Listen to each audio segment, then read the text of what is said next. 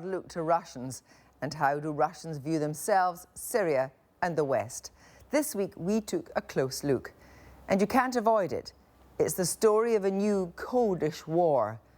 From geopolitical headaches like Syria and Ukraine to the hacking of American politicians, Russian warships in the English Channel, arguments over a British bank trying to close the account of the state TV network RT, or even drugs cheating in sport.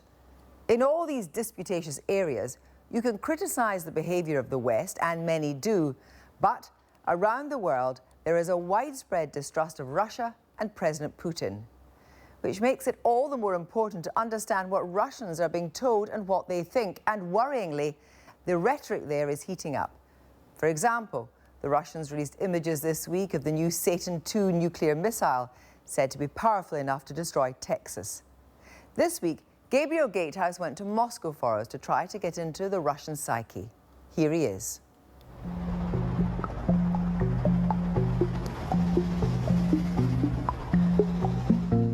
Something is changing in Russia. Something in the way it projects itself abroad. Only war could decide really who is the boss. That is the question of who rules the world. And in the way the people view themselves. Russian civilization is a culture of heroes and warriors. There is a battle going on here for the soul of this country. We have our special Russian truth that you need to accept. And for the very concept of what is real and what is not.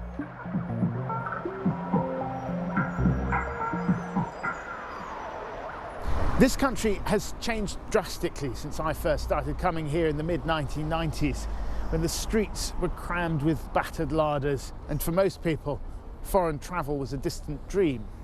But here's the paradox. Even as life has become more westernized, so more and more people seem to be turning their backs on the West, or at least their government is trying hard to push them in that direction. Ближайшее бомбоубежище. И выяснить это лучше прямо сейчас, потому что после того, как прозвучит страшный сигнал тревоги на поиск места... Recently, state-controlled TV beamed these pictures into the nation's living rooms. В рамках своих полномасштабных всероссийских учений. A report on mass exercises in preparation for possible nuclear war. Locate your nearest bomb shelter now, the presenter says, before it's too late. The spectre of war casts a long shadow over Russia. In Leningrad, now St. Petersburg, nearly 500,000 people lie buried in this cemetery alone. They're remembered here as heroes who saved the Soviet Union from destruction. Когда говорят про войну, я не хочу, не люблю смотреть. Вот. А неужели такое возможно? Как вы думаете? Ой, не хотелось бы. Я думаю, невозможно.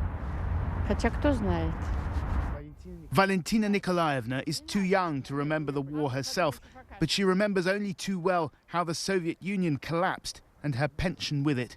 And she knows who she thinks is to blame. Кто влез сюда? Америка. Постоянно так вот они везде влезают. Также в Сирии война. Кто там воюет? Та же Америка, хотя они отказываются, правильно, от этого? Наши же самолеты не бомбят мирных жителей, правильно? The war in Syria, the conflict in Ukraine, these are seen very differently here. State-controlled TV feeds viewers a diet of war and crisis abroad, in which the West is cast as the aggressor.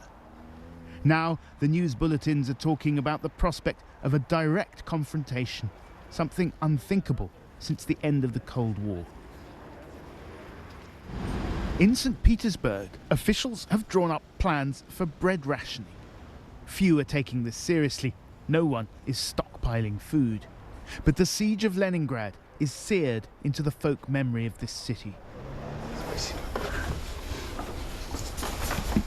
Svetlana Bogdanova keeps a memento of those dark, hungry days locked in a bookcase.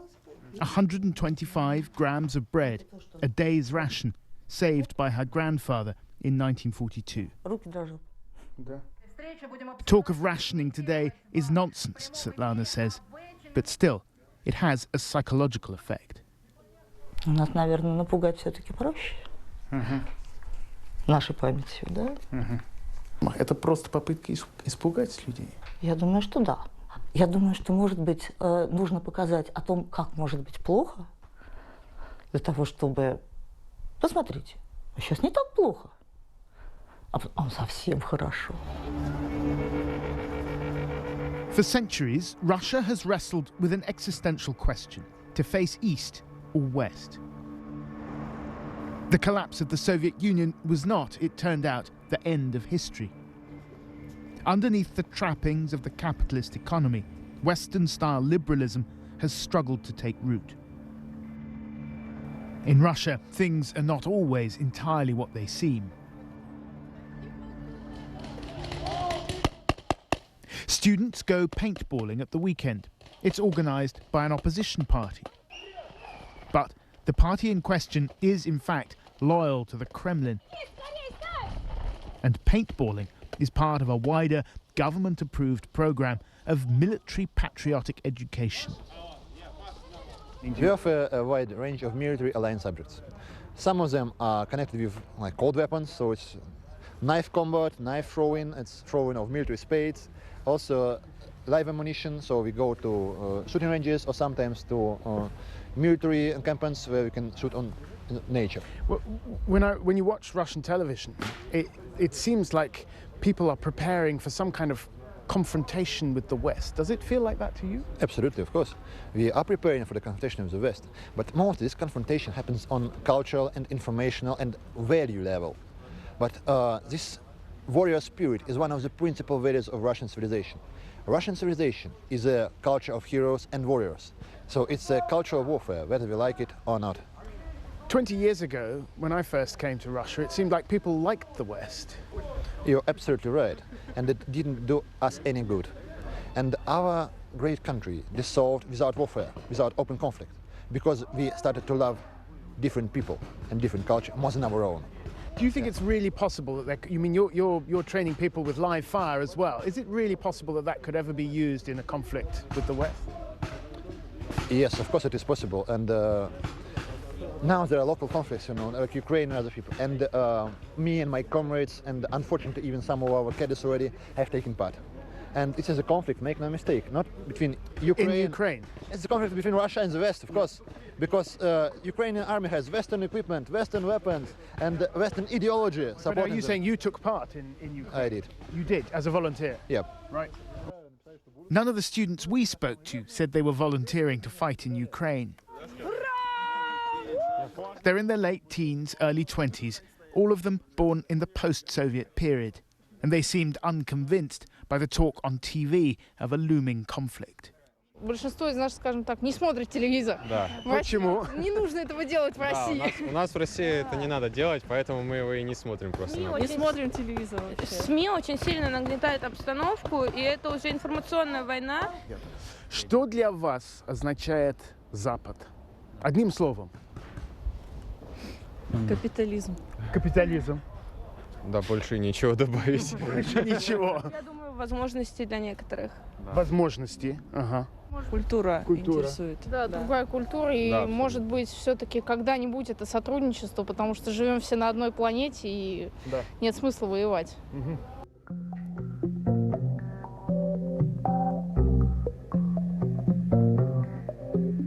Almost as soon as he came to power, Putin began taking control of Russia's TV stations.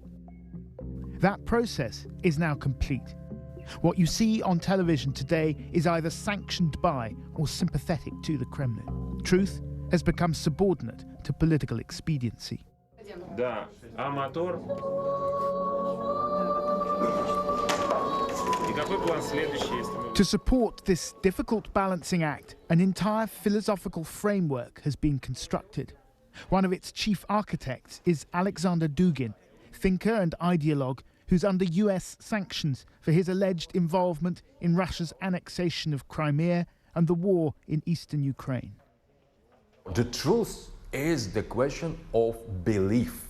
And postmodernity shows that every so-called truth is the matter of believing. So we believe in what we do, we believe in what we say, and that is the only way to define the truth. So we have our special Russian truth that you need to accept as something that maybe is not your truth. Even if it's not true. But if the truth is relative, that doesn't mean that the truth doesn't exist. Dugin's philosophy is known as Eurasianism. It holds that Orthodox Russia is neither East nor West, but a separate and unique civilization, a civilization engaged in a battle for its rightful place among world powers. His work has become increasingly influential among Russia's political and military elite. If United States doesn't want to start a war, you should recognize, United States should recognize openly for all humanity, all mankind, that the United States is not anymore unique master. And the situation in Syria, on Ukraine, and anywhere else, that's only the case to prove that. So Ukraine and Syria are all about proving to America that they're not the boss. Yes, absolutely. And Russia says, no, you are not boss. You are not anymore boss. That's very serious. It is, if we insist on multipolarity, and if behind us there is nuclear weapon and the iron will to defend, for example, in the little case of Assad, defend Assad. Assad is principally not because we have so much interest there. That is the question of who rules the world. That is the problem. So that's possible war. Only war could decide really who is the boss. Dugin's bellicose doublethink is not aimed solely at the West. There's a message for internal consumption too, and it is this. There's no such thing as universal liberal values. There is no inherent contradiction in a democracy that allows no dissent. In the shadow of the walls of the Kremlin, Russia's dwindling band of activists keep alive the memory of Boris Nemtsov, the opposition politician who was gunned down on this spot last year. It's cold and lonely work. Я все-таки верю в то, что правда существует в жизни.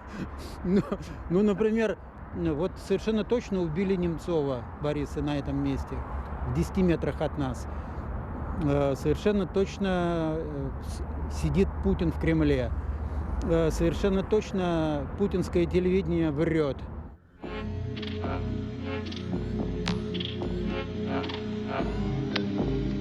Most Russians don't really believe that nuclear war with the West is coming.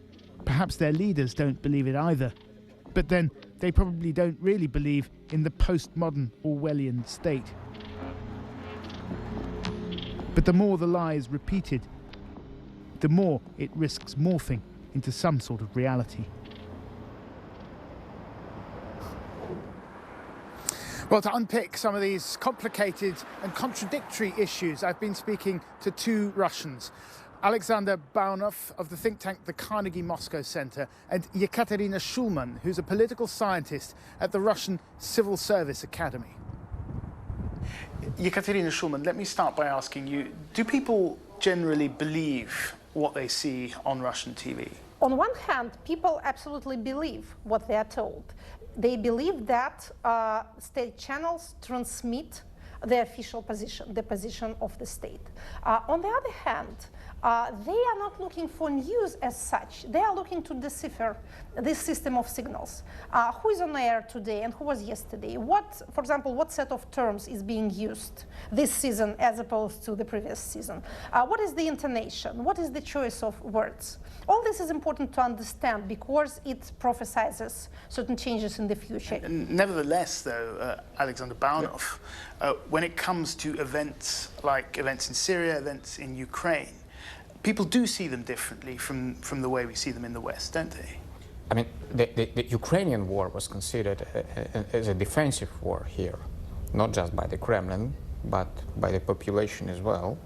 Whatever happens in Ukraine is considered to be the intrusion inside the Russia itself. So something that from outside is like an aggression, and for the international standard it is, for the Russian mentality here is a defense. They defend their own space. The external audience is obviously the West, and the West is certainly sitting up and taking notice.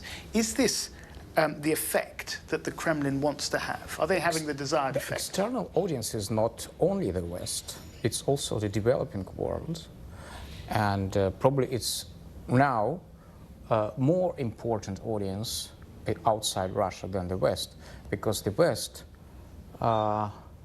is considered to be lost by Russian politicians, by